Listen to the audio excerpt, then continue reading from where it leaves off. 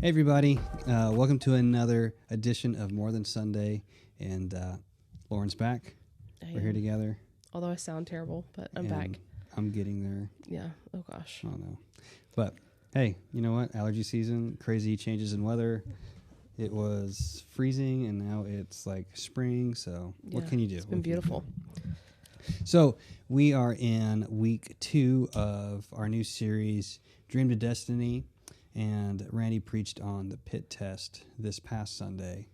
And so, we just kind of wanted to break it down a little bit. Or really, honestly, just kind of share how it impacted us and our thoughts on it. But yeah, the pit test, which, I don't know. I think everybody is in that test. Yeah. Well, I mean, and it's this just one always degrees hits home. Deeper or dirtier pits or cleaner pits or... Yeah, I think a pit is continual throughout your life. I would say we just got out of a pit that was like a very long pit that lasted a very long time. You're not talking about today. No. Today has been the pits, no. But I would say, so to me, I was home on Sunday, and so I watched on YouTube, and I went ahead and watched it twice. And Joseph is, my dad said he's his favorite character, Bible character, person. He's hero, real. Bible hero. He's not a character. Sounds fake. But yeah, he's also my favorite as well. And so I don't know. I just that the pit story just really hits home because I feel like just recently, and when you realize like you have to learn something to kind of get out of the pit, it's like no wonder that lasted 10 years. Like we're stubborn. So. Yeah, and I think sometimes, we talked about how like some pits pretty much have to do all with you and you got yourself there. Yeah. And then there's some pits that are like kind of 50-50, mm-hmm. which I think is a lot of those. Yeah. And then there's some that are 20-80. That's, I think, I don't know if we talked about this before, but it's like, it's super offensive when people are like, you can learn something from that pit that you're in. Yeah. Or different seasons. It's like offensive when you're in it, mm-hmm. but it doesn't make it any less true. Yeah. Because like, even if you didn't like, for instance, no matter what, Joseph did not deserve to be put in the pit and sold into slavery, regardless of what he said. Like that was such an extreme, over the top, crazy response. But then when you look back at it, there's always like, he could learn something of been like, yeah, I wore that coat everywhere and I rubbed it in their face. Like, I'm the favorite. Someday you're going to bow down to me. And so there's always something you can learn from it. Yeah. Even if it's super, like, it's offensive to be like, well, you kind of played a role in it. But it's like, but there is something you can learn from it in every season. Yeah. I think that maybe what we like to do as humans is we always want to play the blame game. Yeah. Because we view life as everything is transactional. Yeah. Like completely. So like, well, you're in that pit, so you must have done something to deserve that degree of a pit. Yeah. And if you look at Joseph, you're like, well, he was arrogant. But that didn't mean he should get murdered. Mean that he should get murdered or his life completely ruined by being sold into slavery. Right. Oh yeah. But the silver lining in that is mm-hmm. that God can use everything. Yeah. To build you up. God can use something to teach you in that season. And totally. And it's those things that you learn in those pits that may not even have been what got you there. Yeah. Because we think like, well, if we like follow that line of logic, it's like, well, once I get this, once I figure out what put me here, then I can get out. But sometimes you didn't put yourself there. That's just life. Right. But the things that you learn are going to help you walk out of that pit. Yeah. And so knowing that there's always something you can learn. And one of the things, that part of the story, so like Joseph gets thrown in the pit, and then the brother's like, what do we do now? And then they sell him, and then they're like, what do we do with this coat? And so they dip it in blood. Yeah. And they send it to their father. Mm-hmm. And they actually didn't have the guts to hand it to him in person. They sent it to him. And Jacob receives this bloody coat that he knows is Joseph, and they didn't have to say anything more. Yeah. Jacob jumped to, he must have been torn apart by wild beasts. Animals. Yeah, wild animals. Yeah. And then, visualizing that, living the horror of that. I mean, I can't imagine the horror of being, well, I can't actually. You have been attacked by a dog. I have been torn, not to death, but it was pretty bad. Yeah, I've been maimed pretty bad by a dog. But anyways, it's horrible. Okay? At one point, Tim had been attacked by a pit bull. Our dog had been attacked by a pit bull, and I was like, 2 out of 3. Like, these odds are not looking good for me. Yeah, no. So then I tried to avoid all pit bulls because I was like, it seems inevitable that eventually I also will get attacked by a pit bull. We're tasty to pit bulls. Yeah, Seawalls apparently. are tasty. Yeah. So Jacob kind of came up with that own narrative. Yeah. And so, like, the brothers were like, oh, cool, we didn't have to explain anymore. Right. You totally... Take it as far as you want. They probably thought we that don't was have to even talk about it. Such a win, for them. And so no matter what's happening, what pit we end up in, and Randy brought this up, that there's the lies of the pit. So God can use every pit to build us up, to teach us something. He promises to be there in the pit with us. But Satan's also going to try to get down there with you and tell you, hey, God cared about you. Here's Elias. This is our son, Elias. You want some chips? Yep. He just wants some chips. All right, love you. See you later. See ya. But he wants to get down there in the pit with you and say, see, God doesn't care about you. And so what he'll do is try to use the evidence, the truth of your circumstances. It is the truth. Yeah. Like, hey, look, nothing's going your way. You're in debt. You're poor. You're broke. If God loved you, then it wouldn't be this way. Yeah. Or like, you were just so beyond, you're such a screw up. You're such a loser. You're never going to get out of here. Yeah. And you can look at your circumstances, and sometimes you can look at the truth of it, and you're like, yeah, you can prove his point for him and be like, yeah, you know what? I am a piece of trash, and I always make the wrong decision when it comes to money, and I always do this, and then you start playing into his hand. And so in that way, Satan tries to come in and fabricate, help you fabricate your own narrative of what's going on. Yeah. I thought one of the statements, the purpose of the pit is to prepare us for the promise.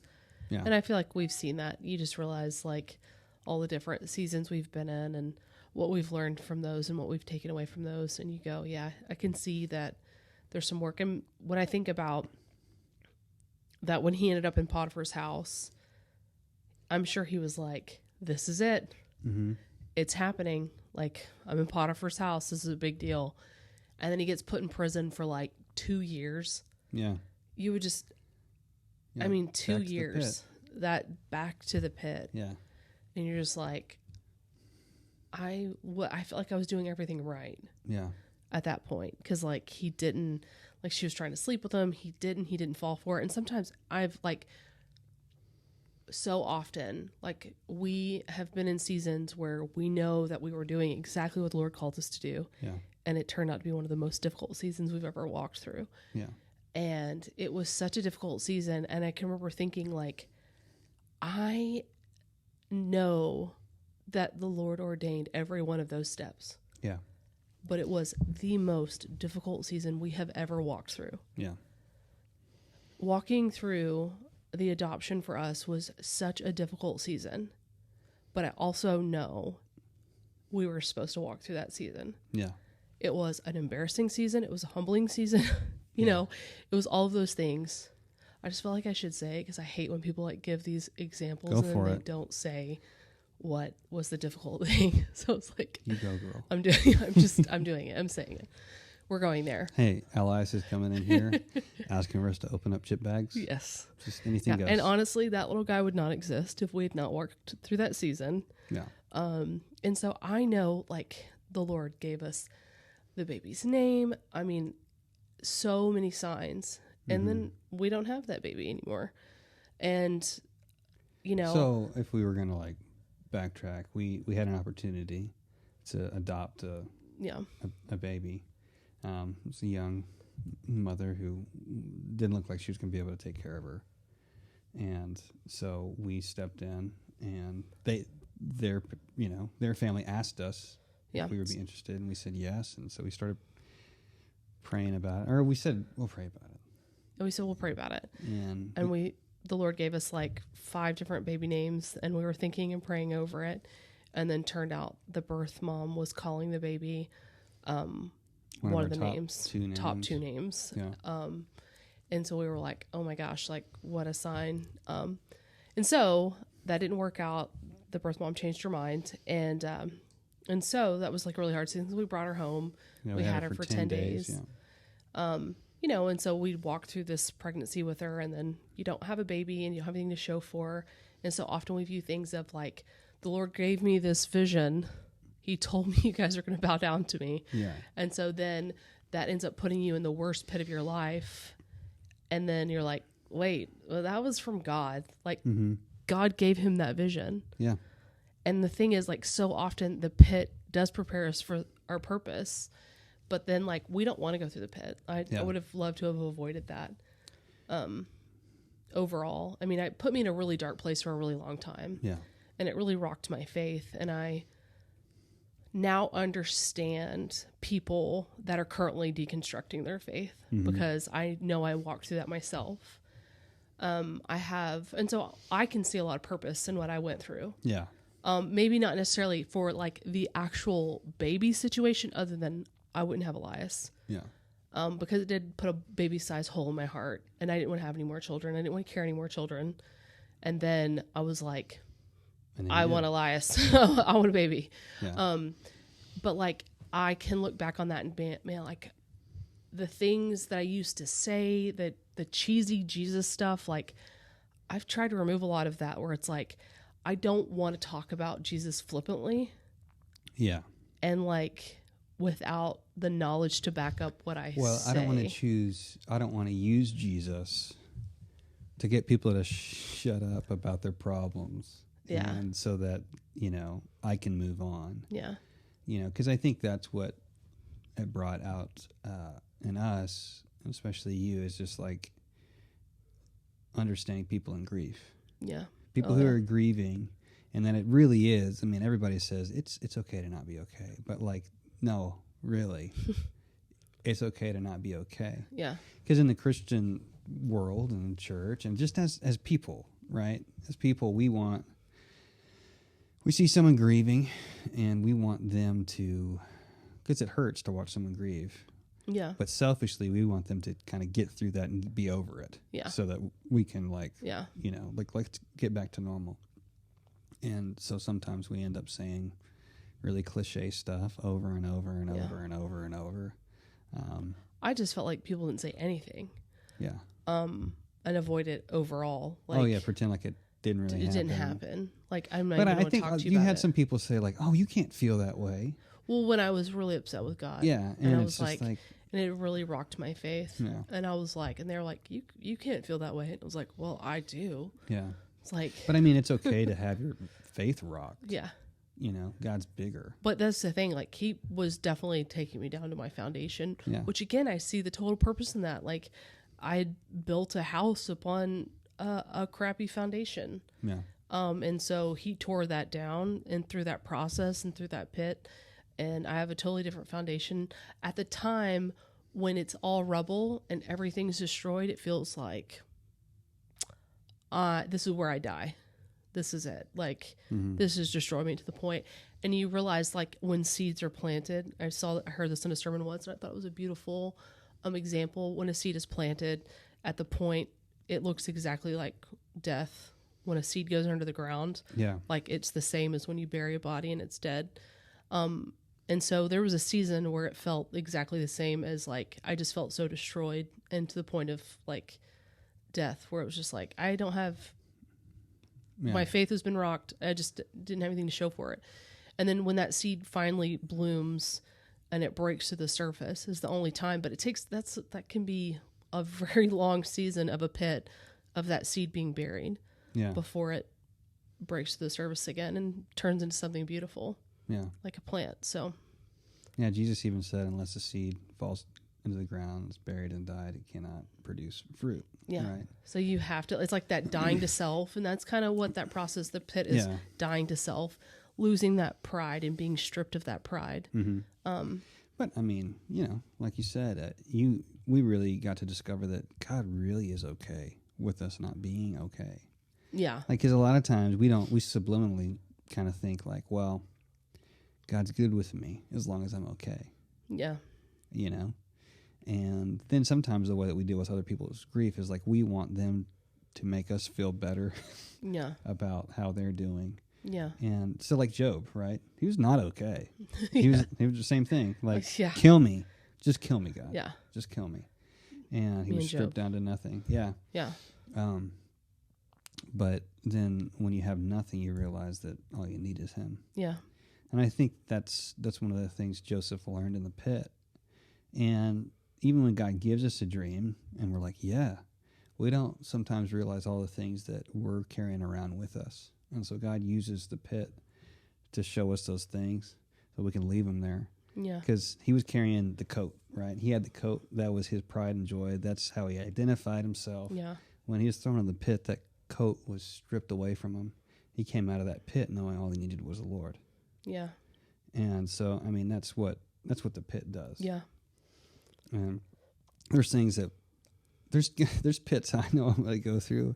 Yeah. There's stuff I'm carrying around that I don't know that I'm holding on to. And I know that the Lord's going to help me see that, and I'm going to be better at the end of it. And we're all going through it. We're all going through it. And the good news is that even if you put yourself in the pit and you're the reason you're in the pit, the Lord has promised to help you get out if we turn to him. Yeah. Randy read this scripture about like, okay, how do you get out of the pit? And it's the same as passing the pride test. It's actually humbling yourself. Yeah. Which kind of, it's like, well, how does humbling myself help me climb out? Yeah. So, 1 Peter chapter 5, verse 5 through 7 says, "Young men, in the same way, be submissive to those who are older. All of you clothe yourselves with humility towards one another, because God opposes the proud but gives grace to the humble. Humble yourselves, therefore, under God's mighty hand, that he may lift you up in due time. Cast all your anxiety on him, because he cares for you." So, God promises that he's the one we can cast all of our anxiety, all our hopelessness on. And I think that humbling yourself, like what does humbling yourself really mean? As I think I'm not going to try to interpret what's going on around me. Yeah. I'm going to stand on God's word. He says he's good. He's promised that he loves me. He's promised to never leave me or forsake me. And I'm not going to read what's around me or what I'm going through or even my own failures. I'm not going to read that according to what I want to read it as. Mm-hmm. I want to read it through what God says. If he's the mighty God, that created me and loves me, then he's got a great plan for me. Yeah. And so I'm going to just trust in that, and I'm just going to take the next steps. Yeah. And he's promised here. He said, cast all of your anxieties and cares. So it doesn't sound like a God that doesn't care that you're in a pit. Right. Even when it feels like, It's like, don't believe those lies. Yeah. See, he doesn't care about you. It's like, let's go back to the word. It says, I can cast all my cares and anxieties on him. And it's just funny that he's telling like, hey, you young guys, be humble. Yeah. And so, but at the same time, he's saying, you can cast all your anxieties and cares on God. So it's kind of he's like correcting, but he's like, I'm correcting you because I need you to see that I'm all you need, Yeah. and I'm going to take care of you. Yeah. Amen. So that's all I got. Yep. Same. All right. Well, thanks for joining us. Thank you for listening, and we will see you Sunday. Love you guys.